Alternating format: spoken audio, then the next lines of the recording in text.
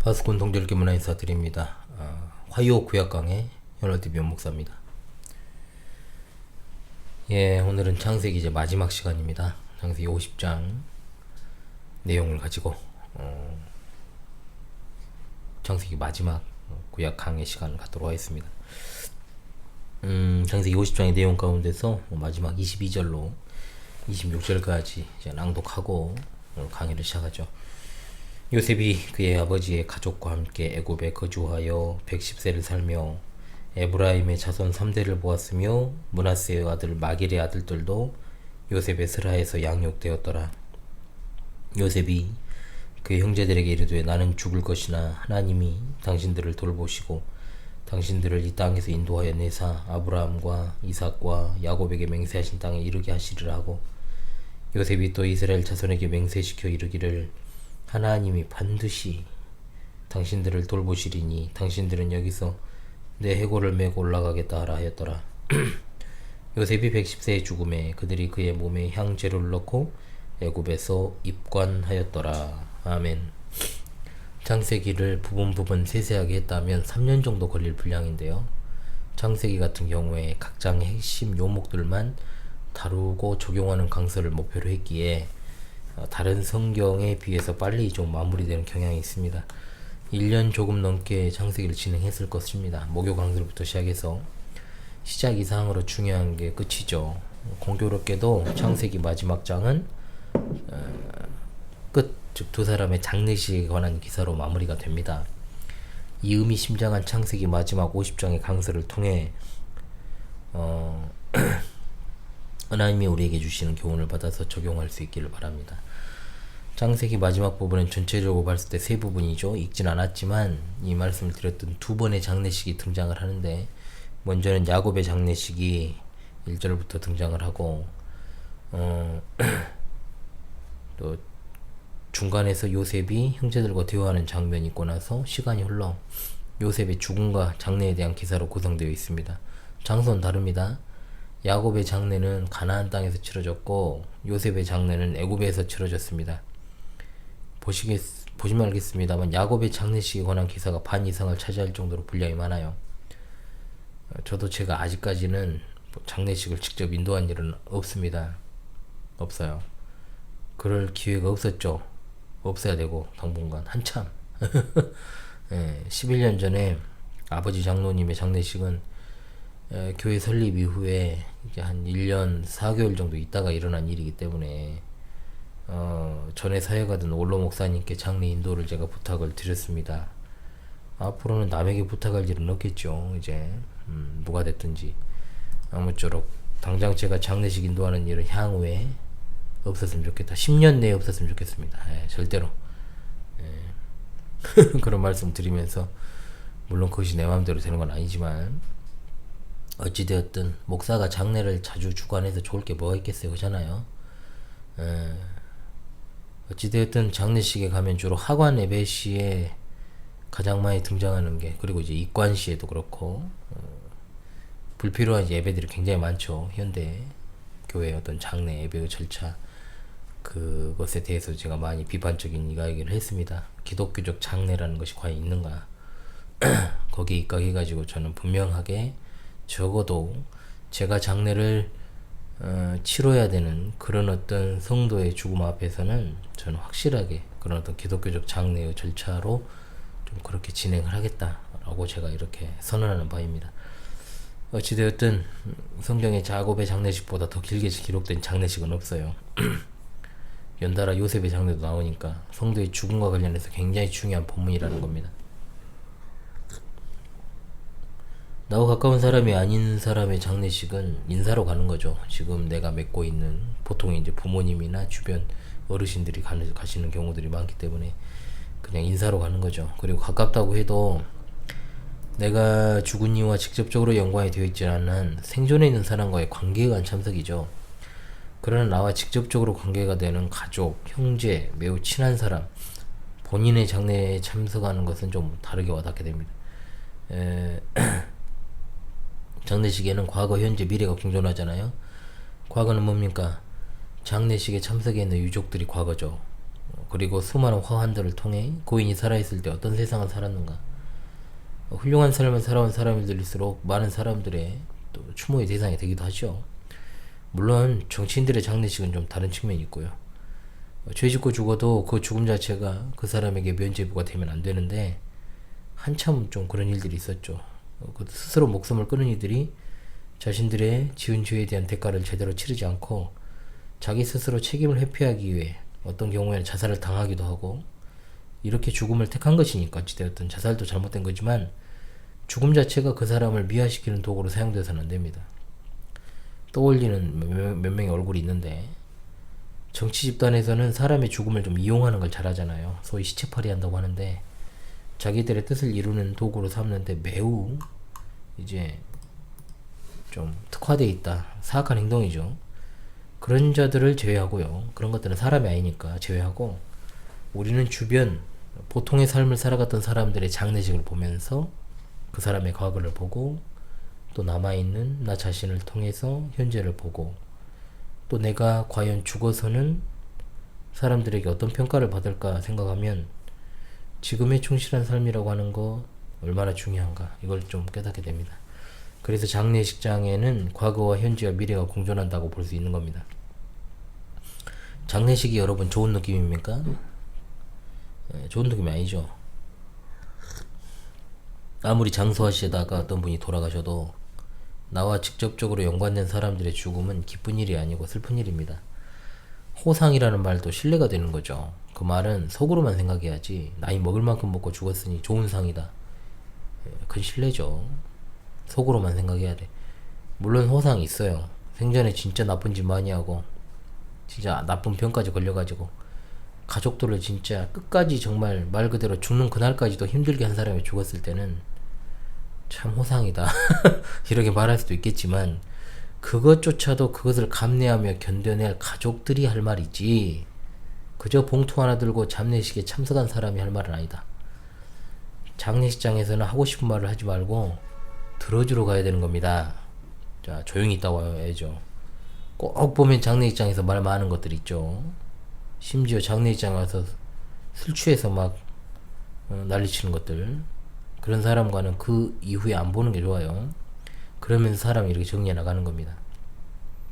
오늘 50장에 나오는 야곱의 장례식과 참석한 사람들의 입에서, 자, 이거 요셉의 장례식이 이제 대조적이라 그랬죠.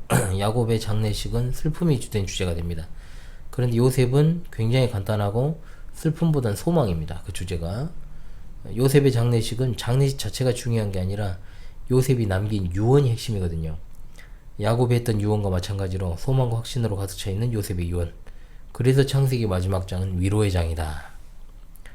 야곱의 장례식이 얼마나 성대하게 치러집니까? 여러분도 잘 알다시피 이집트에서는 왕족이나 귀족이 죽으면 시체를 미이라로 만들잖아요. 수정도는 의원이 향으로 처리한다는 말이 바로 미이라 만드는 작업인데 무려 40일이 걸려요.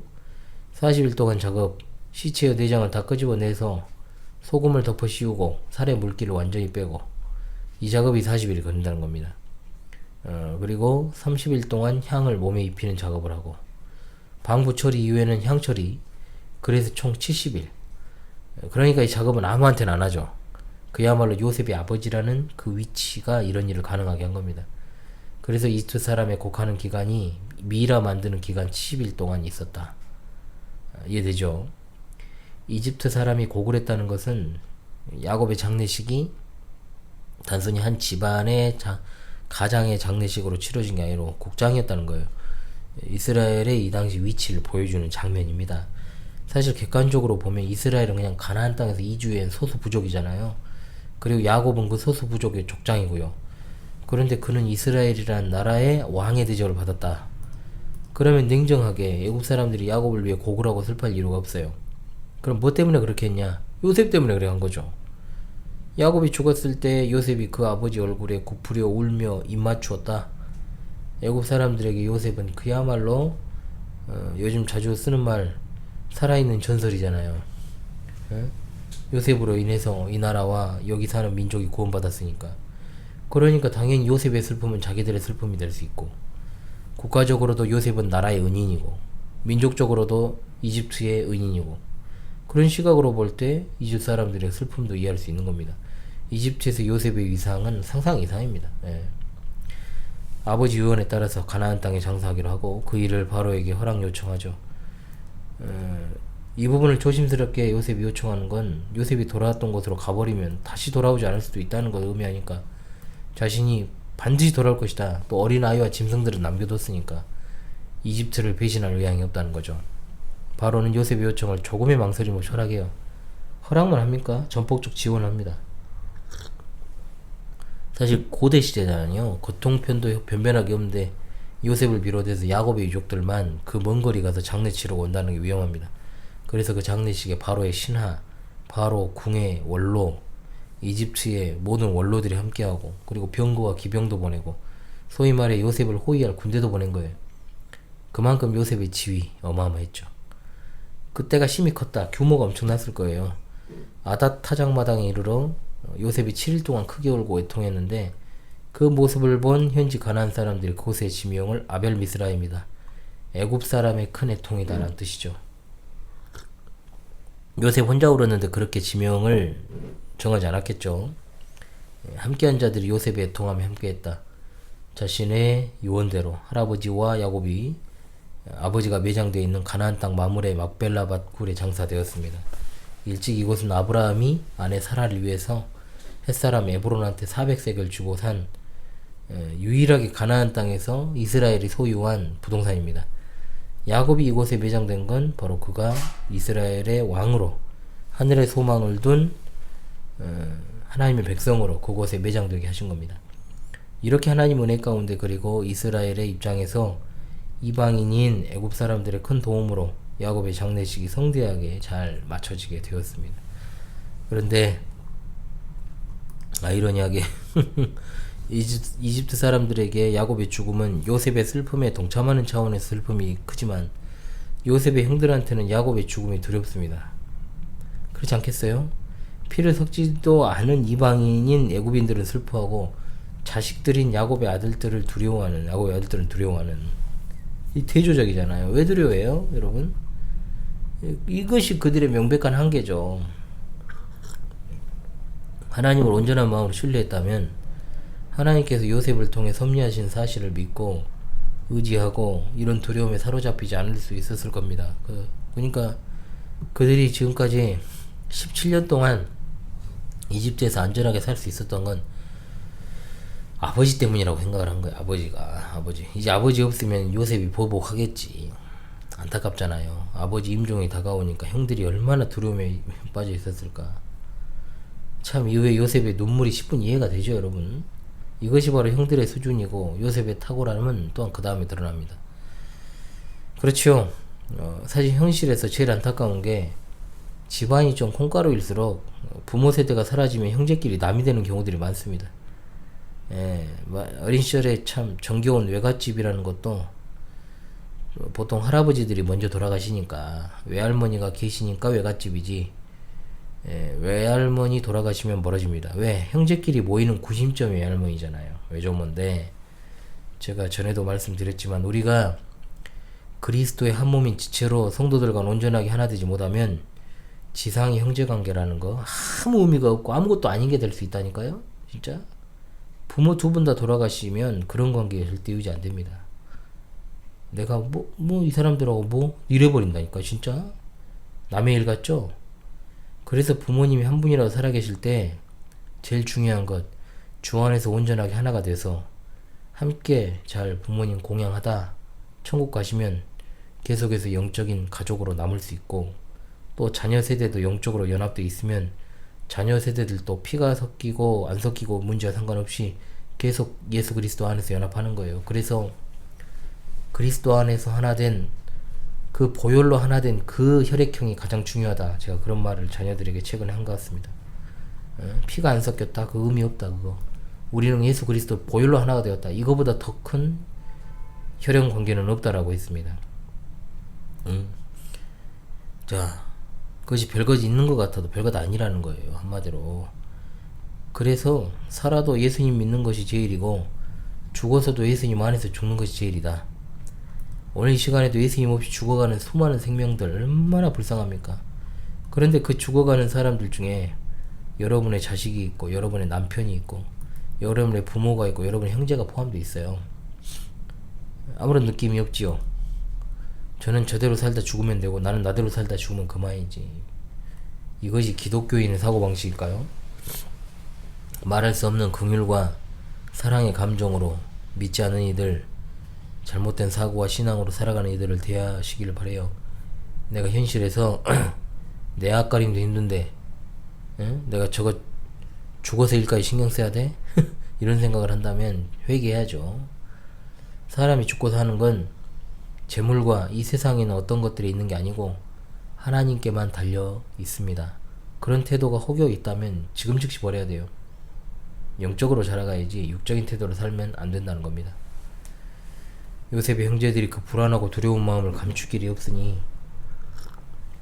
야곱이 하지도 않은 말을 지어내잖아요. 지금 아버지가 생전에 자기들을 불러서 그들의 허물과 죄를 용서하라 했다요. 그런데 야곱은 요셉을 따로 불러서 할 말 다 전했어요. 그런데 눈을 씻고 찾아봐도 그런 말을 요셉에게 한 적이 없는데 무엇하러 가해자인 형들을 불러다가 그런 말을 하겠어요? 그걸로는 부족하니까 하나님의 이름까지 거론을 하죠. 그러면 살 길을 모색합니다. 안타깝게도 형들의 말은 다 지어낸 말입니다. 아직도 신앙이 연글지를 못한 거예요. 나이를 그만큼 먹어도 하나님을 향한 절대적 신뢰가 부족한 거죠. 그러니까 요셉이 그런 말 들을 때 울었던 거예요. 이 눈물에 담겨있는 의미가 좀 이해되신가요? 이 눈물의 의미를 설명하진 않고 있지만 복잡한 감정이 담겨있는 눈물입니다. 일단은 요셉은 참 눈물이 많은 사람이에요. 우리 민족이 말하는 오리온 초코파이에 담긴 실속 없는 정이 아니라 진짜로 형제들의 그 모습이 너무 짠해서 우는 것도 있고, 또 지난 17년간 아버지 야곱이 돌아가시면 우리는 어떻게 하지 하면서 노심초사했을 걸 생각하니까 또 애잔해서 눈물을 흘렸을 거고, 또 한편으로는 이 사람들이 여전히 하나님을 신뢰하지 못한다는 생각에 또 탄식의 눈물을 흘렸겠죠.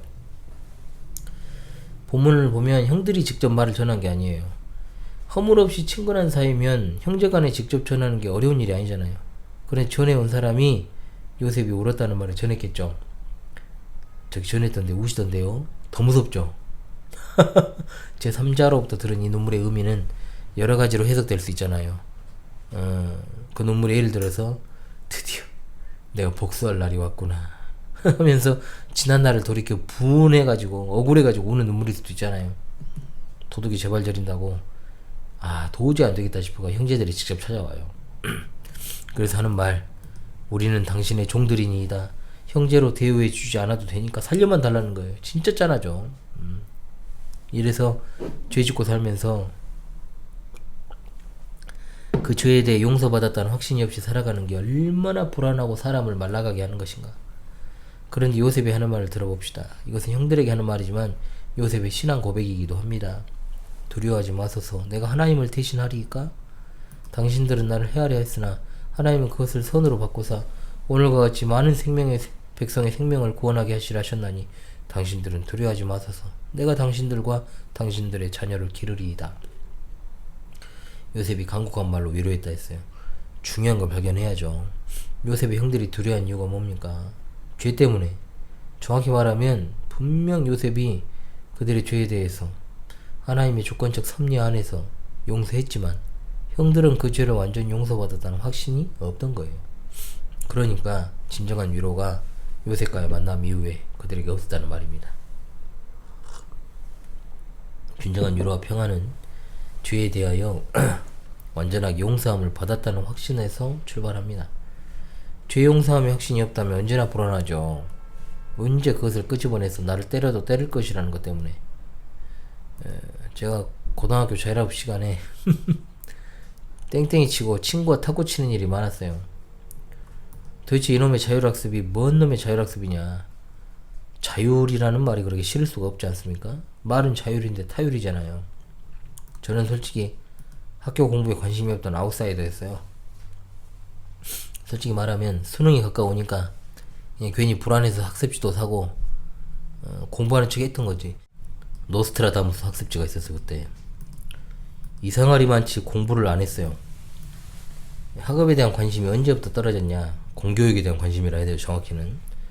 나주에서 전학온 초등학교 5학년 2학기 때부터 진짜 학교 공부에 정내미가 뚝 떨어졌다. 하기 싫은 걸 어떻게 해요. 고등학교 말미까지 그게 가버리더라고요. 진짜 이게 공부도 공부인데 그때 그냥 학교에 대한 그냥 관심, 미련, 그때 생긴 저만의 어떤 사고방식이 있는데 결론적으로는 좋은 사고였어요. 남들이 하는 것을 따라하는 걸 좋아하지 않았어요. 그리고 특히 싫어했던 게 다들 좋아하는 것에 대해서 우르르 몰려가서 열광하는 거, 그걸 아주 선천적으로 좀 싫어했어요. 그러니까 학창시절부터 그걸 싫어했던 거죠. 그래서 어떤 이슈가 떠오르면 우리 민족의 냄비근성, 특유의 순간 끓고 순간 식는 이런 게 싫어서 웬만하면 다수가 몰리는 곳에 좀 가지 않고 그런 트렌드 안 따르고 다 보는 영화 일부러 안 보고, 그죠? 좀 그런 게 있어요. 나중에 한참 후에 다 식으면 그때 한번 봐보고. 학창시절 다들 좋아하는 만화책 돌려보는 것도 안 했고요. 잘. 제 학창시절에 드래곤볼과 슬램덩크가 굉장히 유명했는데, 근데 나중에 봤어요. 나중에 그것도 드래곤볼 정도는 그냥 어깨 너머로 좀 보기도 했습니다만, 저는 솔직히 제가 좋아하는 거 제일 좋아했던 게 역사고 인문사회. 솔직히 자율학습 때도 혼자 세계사 공부했거든요. 그리고 스포츠 중에는 탁구를 정말 좋아했습니다. 학창시절에요. 안 한 지가 오래돼가지고 지금 좀 뻣뻣해졌는데, 고등학교 때는 아마 그 고등학교 때 랭킹이 3위였죠. 제가 그때 당시에. 물론 더욱더 강자들이 있었겠지만 저하고 현실에서 붙어본 애들 중에서는 랭킹 3위였다는 거죠. 그날도 역시나 땡땡이 치고 탁구 치고 오는데, 이거 웬걸 담임선생님한테 걸려버려서 길거리에서. 진짜 오죽 학생들 졸업하던 시절이잖아 그때가. 야, 그 다음날 이제 비 오는 날 먼지나게 맞겠구나. 이제 비 오는데, 이제 그 다음날 집중이 안 돼요. 이제 언제 맞아도 이제 불러낼까. 마치 그날따라 담임선생님이 바쁜지 말을 안 해요. 또 담임선생님 수업도 없어. 야, 이대로 그냥 넘어가나 싶었죠. 종례하고 인사까지 했는데 갑자기 나가시다가 어제 잘못한 놈 2놈 나와.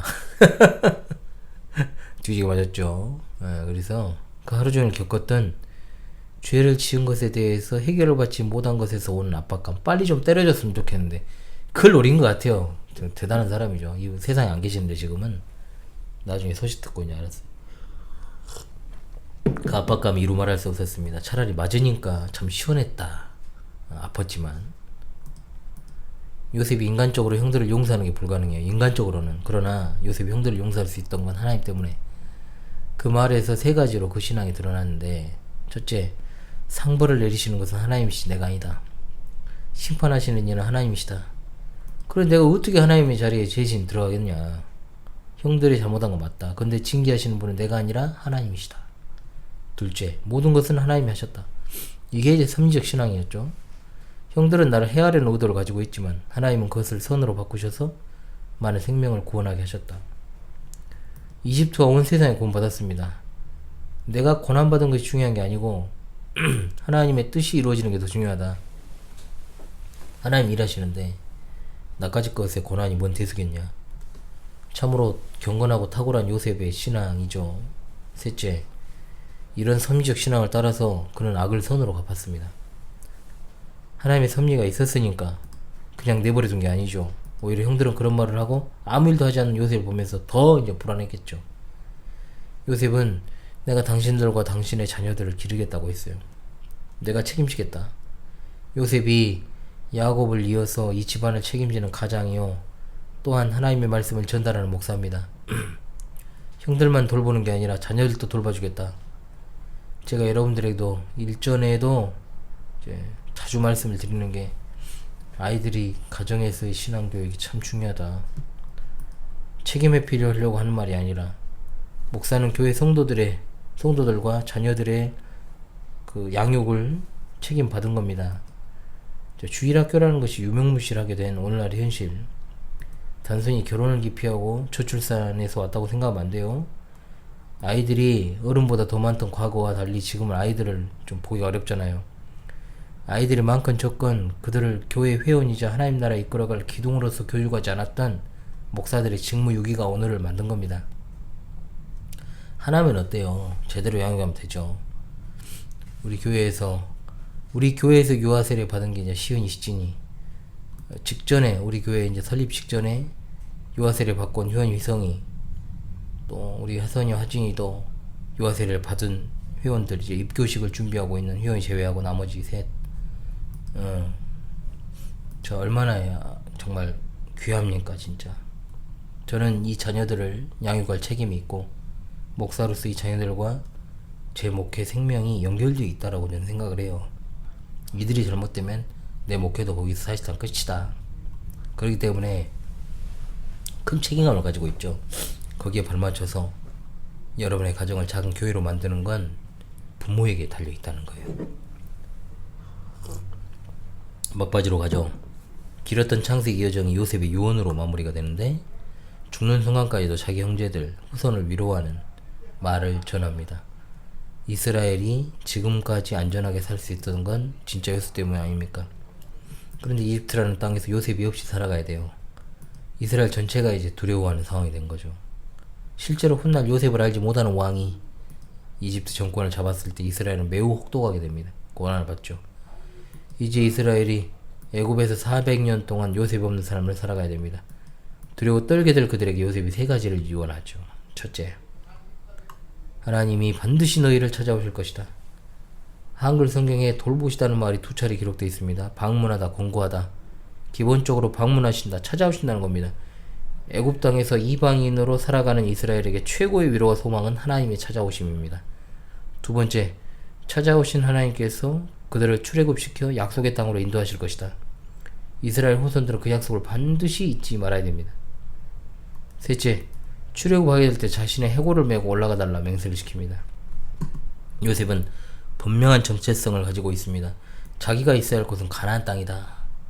반드시 하나님이 출애굽시킬 것임을 믿었기에 그는 출애굽할 때 자신의 해골을 메고 가라고 유언한 것입니다. 주께서 사랑하시는 파수꾼 동지들이여, 사람의 시작도 중요하고 과정도 중요하지만 역시 마무리가 제일 중요합니다. 히브리서 11장 믿음장 요셉에 대해서 11장 22절 이렇게 말하죠. 믿음으로 요셉은 임종시에 이스라엘 자손들이 떠날 것을 말하고 또 자기 뼈를 위하여 명하였으며, 요셉의 유언은 자기 소원이 아니라 하나님의 말씀입니다. 그리고 그 약속이 실현되는 건 300년 후에요. 하나님 말씀은 결단코 1.1획이라도 흩어지지 않고 그대로 성취됩니다. 출애굽기 13장 18절 19절, 출애굽할 때 모세가 요셉의 해골을 가지고 홍해를 건너는 장면이 나오죠.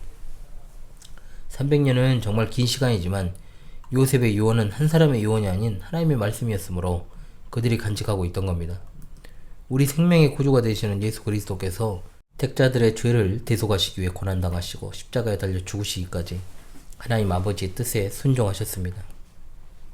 십자가 상에서도 자신을 못 박은 그들의 죄를 용서해달라 기도하신 예수 그리스도, 하나님께서 때가 찾아 이스라엘 백성을 찾아오셔서 그들을 약속의 땅으로 인도하여 내신 것처럼 하나님의 때가 이르러 예수 그리스도를 이 세상에 보내심으로 자기 백성을 그들의 죄에서 구원하여 주셨습니다.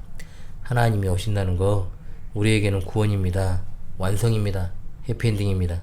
승천하신 예수 그리스도께서 우리 각 사람 심령에 성령을 보내주시고, 우리 가운데 내주하시는 성령은 예수 그리스도의 이름으로 오신 또 다른 보혜사이시고, 우리에게 모든 진리를 가르쳐 주시고 모든 진리를 생각나게 하십니다. 우리 주님은 제자들에게, 그리고 21세기를 살아가는 제자들에게, 그리고 광주 신실한 교회와 현월TV에 속한 제자들에게 다시 오시겠다 약속하셨습니다. 우리가 늘 고백하는 것처럼 예수님께서 산자와 죽은 자를 심판하러 오실 그날을 대망합니다. 새하늘 새 땅이 영원토록 거하게 될 그날을 바라보고 간절히 갈망하며 우리는 하루하루를 살아갑니다. 아담과 하와는 실패하여 에덴에서 쫓겨나 버렸지만 하나님의 백성은 다시금 하늘 본향으로 돌아갈 것을, 그 사실을 창세기 마지막 장에서 우리가 발견합니다. 족장들의 삶을 통해 우리가 정처 없는 나그네 인생길을 다시금 발견합니다. 이 세상은 우리의 영원한 거처가 아닙니다. 잠시 잠깐 들렸다가는 텐트, 육신의 장막 우리는 거합니다. 궁극적인 그 새하늘과 새 땅 이르기까지 지상에 우리 영원한 안식처도 없고 비빌 언덕도 없습니다. 우리가 하나님이 부르시면 그 즉시 홀가분하게 떠나야 돼요. 주께서 사랑하시는 성도들이시오, 언제 어디에 계시든 믿음과 소망 중에 살아가십시오. 아무리 이 세상의 삶이 어렵더라도 하나님은 결코 자기 백성의 삶을 악한 길로 인도하시지 않는 선하신 하나님이십니다. 생명을 살리시는 분이십니다. 성삼일체 하나님에 대한 확고한 믿음을 가지고 우리의 영원한 거처가 아닌 이집트와 같은 대한민국에서 하나님 나라 백성으로서의 정체성을 겪고 있지 말고 우리 주 예수 그리스도께서 영광 중에 다시 오시는 그날까지 싸우며 전진하는 그리스도의 정병들이 됩시다. 우리 주님 곧 오십니다. 할렐루야. 아멘. 다음 주 이 시간부터 출애굽기를 강의합니다. 다음 주 이 시간 다시 찾아오겠습니다. 화요 신약 강의 시간, 화요 구약 강의, 자꾸 신약 강의, 화요 구약 강의 시간 현월TV 윤목사였습니다. 감사합니다.